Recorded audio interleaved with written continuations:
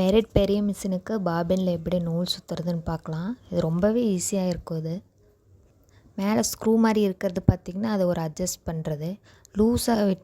லூஸாக இருக்கும்போது பாபின் அந்த இது சுற்றாது. அப்படியே நீங்கள் டைட் பண்ணிங்கன்னா அது சுற்றும். லெஃப்டில் ஒரு நேப் மாதிரி இருக்குல்ல, அதை நீங்கள் மேலே இழுத்திங்கனாலே அது கொஞ்சம் ஹைட்டாக வந்துடும். அப்போ நீங்கள் அந்த பாபின் உள்ளே இன்சர்ட் பண்ணணும்.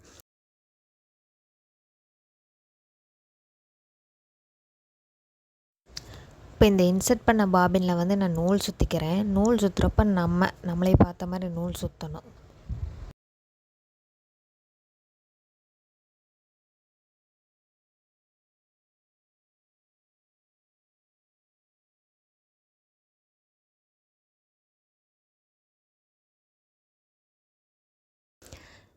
அதுக்கப்புறம் இந்த ரைட் சைடில் ஒரு நேம் இருக்குது பார்த்தீங்களா, அதை டச் பண்ணிங்கனாலே கீழே போயிடும். கீழே போனதுக்கப்புறம் ஸ்க்ரூ நல்லா டைட் பண்ணி விட்டுறணும். டைட் பண்ணி விட்டிங்கன்னா நம்ம அந்த வீல் சுற்றுறப்ப அதுவும் சேர்ந்து சுற்றும். இது மாதிரி பாபினில் நூல் சுற்றுறப்ப நூல்கண்டு இந்த ரைட் சைடு வர்ற மாதிரி தான் வைக்கணும்.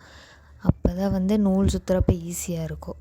பாபின்லேயும் நூல் பார்த்திங்கன்னா நம்ம சைடு வர்ற மாதிரி தான் சுற்றி விடணும். அப்போ தான் இந்த சைடு அது இழுக்கிறப்ப கரெக்டாக சுற்றிட்டு வரும். இல்லைன்னா ரிவர்ஸில் போயிடும்.